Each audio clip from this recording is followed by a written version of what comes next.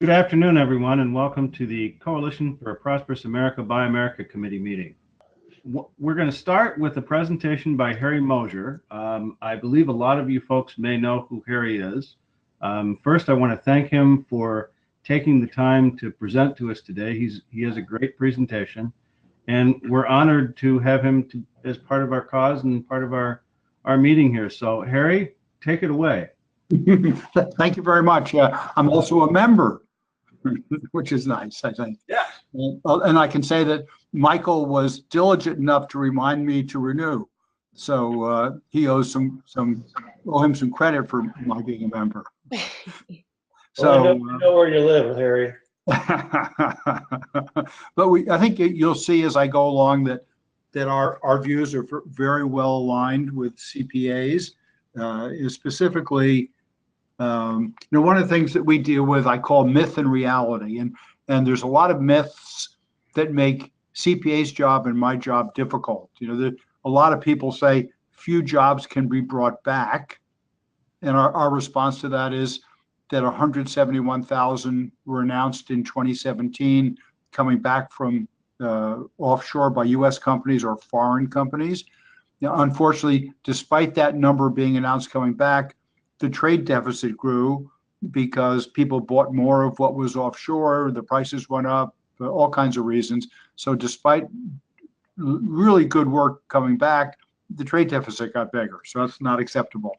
There's a lot of talk about the robots are going to take all of our jobs, we should tax them. And our view is that if we do that, we will lose more to Chinese automation than we would lose to U.S. automation if we do automate. So we believe automation is a very essential portion of this. There's a professor at Ball State that keeps publishing data, he calls it data, saying that almost all the jobs that have been lost in manufacturing were due to productivity, and only a few percent were due to offshoring. And we and every other credible analyst says the majority of the loss was due to offshoring.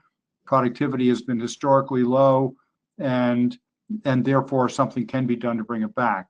All the fancy economists, I sat next to one actually on the plane flying home Friday night, almost all of them are convinced the trade deficit cannot be reduced due to the low U.S. savings rate. And we would say, I think very similar to CPA, that the trade deficit drives the low savings rate rather than the low savings rate driving the trade deficit. So the whole series of things like this that are, we would say, are myths out there in the society, and they make my job harder, and I think they make CPA's job harder. So I'm always doing my best to overcome those myths. So we see the world, or at least the U.S., as being on a tilted playing field, like you can see here. And unfortunately, we're the team down at the bottom trying to go up. And the Reshoring Initiative has two main goals. Certainly our principal goal has been to say, how can we win some games despite the tilt? So that's what we started out doing. How do we get companies to reshore some of their work despite the fact that overall the U.S. is not competitive? And then secondly, we advocate more or less as CPA does, I'd say not as effectively, but we advocate to take the tilt out of the playing field so that our team has a fair chance, that we have fair trade or balanced trade rather than whatever it is that we have right now. So going over our original purpose and what we do the most of, we provide the total cost of ownership estimator, and this is the result of that. If a company is trying to decide whether to source a product or produce a product, say in China versus the U.S., they might look at the data that you can see on the left and see that the Chinese price is 70, the U.S. price is 100, and therefore the procurement person says, $30 difference, 30% difference, I'm going to buy 12,000 of those a year. That's a $360,000 a year saving. Of course, we'll have it done in China, but if we can get them to use our total cost of ownership estimator, which adds in to the Chinese price the duty, the freight, the carrying cost of inventory, the travel cost, the IP risk, the quality differential, the lost orders due to stocking out or the problems of disposal due to overstocking, a whole series of things like this. Now all of a sudden the difference between the U.S. sourced product now is 98, the Chinese is 98, the U.S. is 108. Now there's only 10% difference. And now it isn't so clear that it makes sense to send a new product off to China. And when if you extend the costs based on reasonable expectations about wage rates, et cetera, in a couple of years, the Chinese total cost will be higher than the U.S. Hopefully the company would decide not to send any new product off, but to start bringing some product back, to hire, to expand, to source, to do all things that I'm working to do and that CPA is working to do. So this has been our traditional product over the years. And this shows you some output from that. The brown curve here is the Chinese price as a percentage of U.S. price. So Chinese ex-works price, U.S. ex-works price. You can see the mode for that, or the central tendency, is say around 72%. And very little of the product that people have analyzed using our TCO estimator has product where the U.S. price is more attractive, because then the Chinese price would be higher than 100%. But when we switch to measure by total cost of ownership, you get the green curve, and you can see now the center point is more like 85%, and now about 25% of the product is above the 100% line. In other words, for all the green area up here, the Chinese total cost is higher than the U.S. total cost. So my mission is to get more and more companies to use this tool to do the analysis and bring back ideally 25%. Now there's questions of the cost of transition, the building a new factory, all these other kinds of things. So in the current condition, probably cannot get really 25% back, but at least we could get back anywhere from 500,000 to 1 million manufacturing jobs if I could just get the companies to do the math correctly. As an example of this, there's a company in Illinois, MOREY Corp. They populate circuit boards. They're an EMS company. And they came to me about 1.5 years ago, and they were about to lose their best U.S. customer to a lower priced Chinese competitor. And so Tony, the VP of sales, and I used our total cost of ownership estimator, did the calculation. He took the numbers, the whole spreadsheet, into the customer. And I have a quote on our website saying that using the TCO estimator was key to his saving that $60 million order. So that alone is probably 100 U.S. jobs or something. That's my elevator speech. That's my single best case. I hope some of you will find some more such cases for me where we can help you either make better sourcing decisions or help you sell to your customers against imports, and then I'll get a $70 million. So here's data on what's actually happened. The years, of course, across the bottom, and then the orange curve is FDI, foreign direct investment. So when Toyota brings work here or invests, that's FDI. And when General Motors or any U.S. company brings work here, that's the blue curve, that's reshoring. Both of them come here because they'll be more they believe they'll be more profitable producing for the U.S. market in the U.S.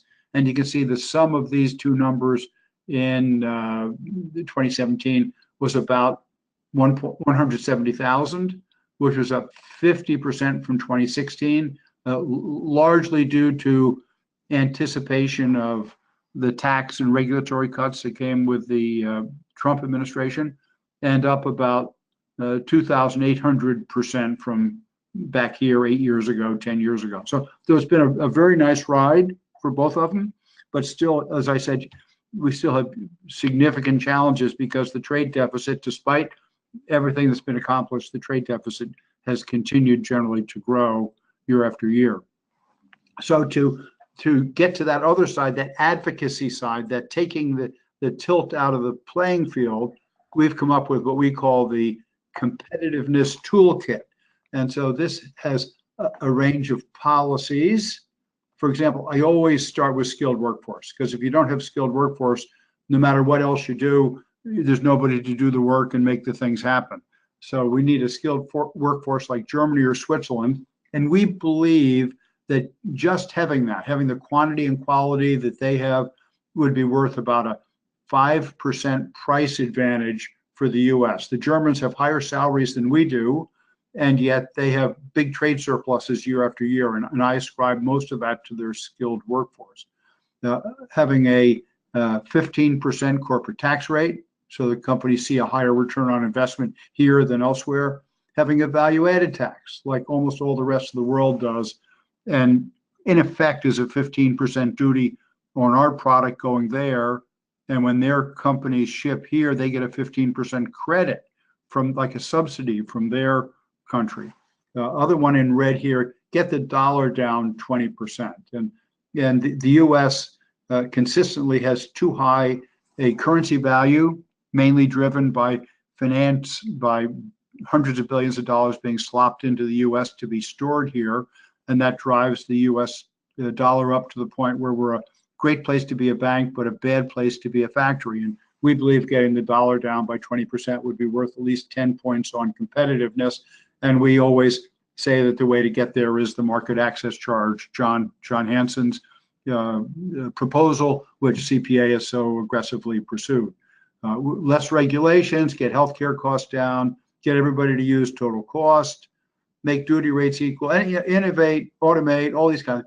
Each one we've shown what the price advantage would be, and we come up with a total of about 51%. So if you did all these things, the dollar would come down dramatically.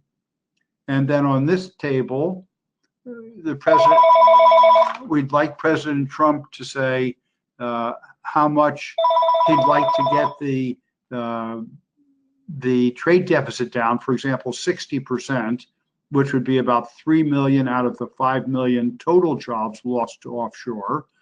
And depending on whether companies kept deciding on the basis of price or if we got them all to use total cost, we need somewhere between a 5 and a 20% reduction in the US price relative to the offshore price, so that those curves that I showed you will shift to the right, and a substantial portion, in this case, 3 million jobs worth of the work would now be in the US column instead of in the other column. So another way that to look at this, we did a survey with Plant Moran, which is the 10th largest auditing and consulting company. And we asked companies, why do you offshore? And they came back, 53% said price. We offshore to buy the cheapest thing. 13% said it's not available here. And I'd say it's not available here because the companies that previously made the product are out of business because of the offshore competition. Customer mandates them to go, generally because of price. So somewhere between 50 and 70% is price driven.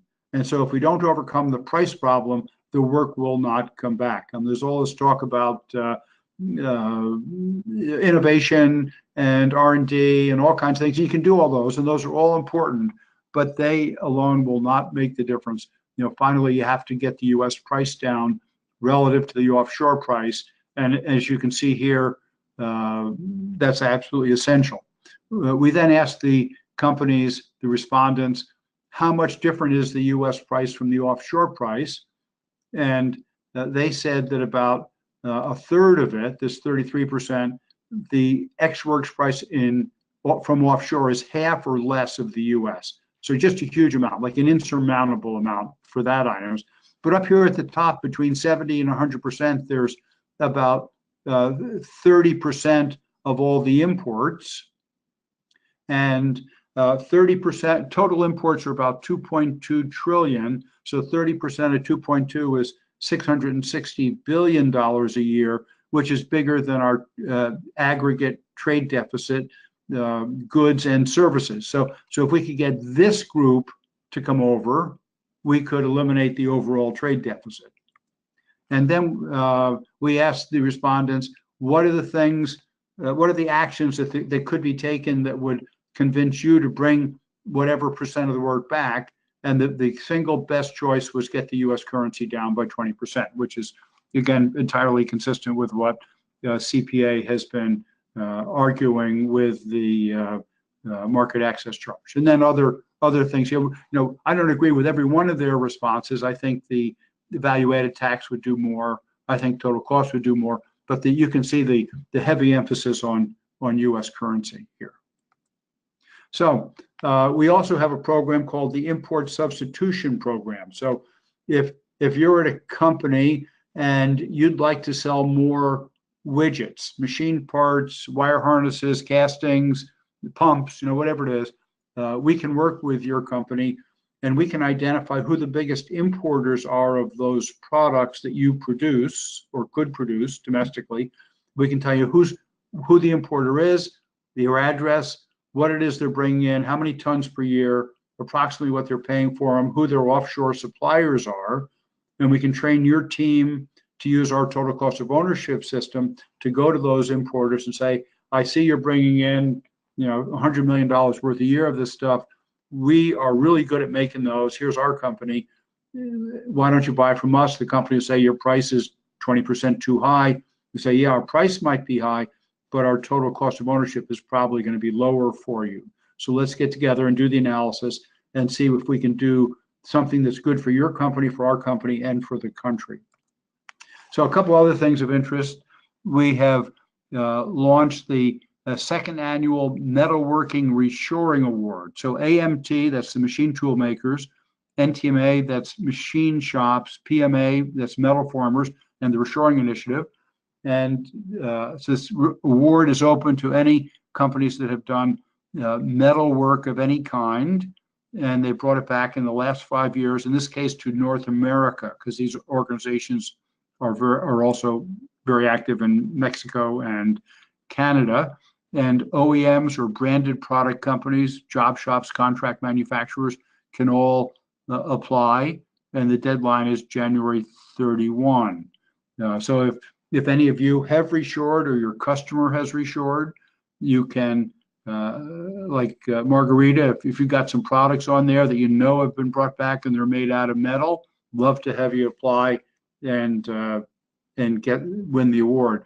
We also have a sewn products award. I didn't put it in here, but there's a one for apparel and other sewn products, which we're doing with Seams, which is the Sewn Product Association, which is very committed to bring manufacturing back.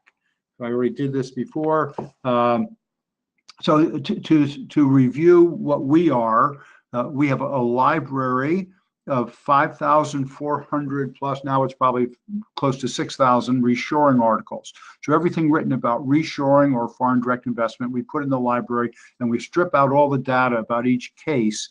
And that's where we can say for the 170,000 jobs came back. We can say that the automotive industry was the biggest piece of that.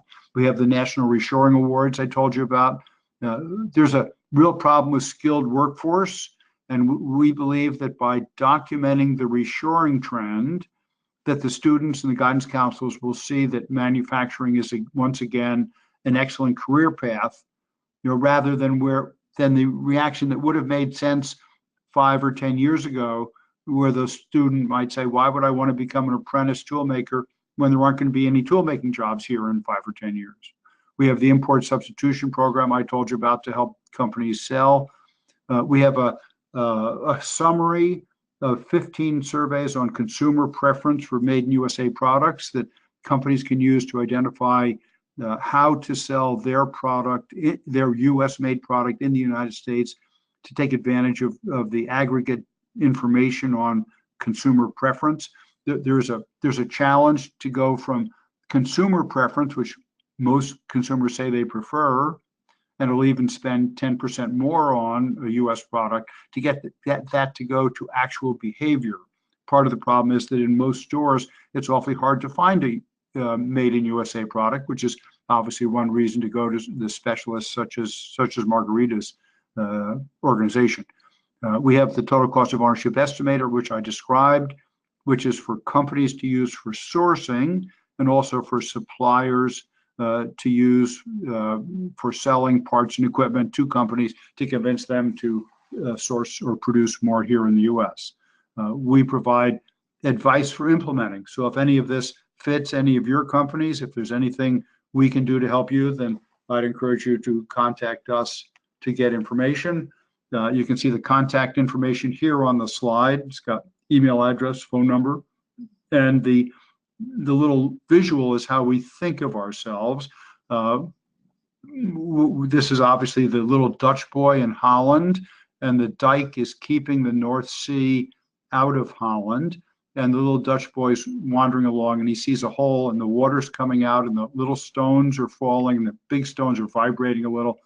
And he says, wow, this thing's going to go, and the whole village is going to be flooded. People are going to die. We won't eat for a year. And so he has two choices. He either runs to get the village elders, or he sticks his finger in the dike to hold it all together. And he decides to hold it together while he waits for the village elders to find him and save the town, save the dike.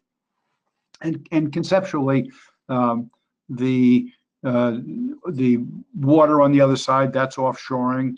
And the little guy there, that's Harry when Harry had hair, 20 years ago maybe. And you are the village elders. So I'm hoping that you'll take some of this message back to your companies, to your communities, to your decisions, and you continue to work, as I'm sure you have been, towards the same objectives that we and CPA have been seeking. So that's the presentation. I've listed over there useful links, some other links that you can go to, some ours, some governmental, that would be helpful to promote reshoring. But I'm open to any questions from the group.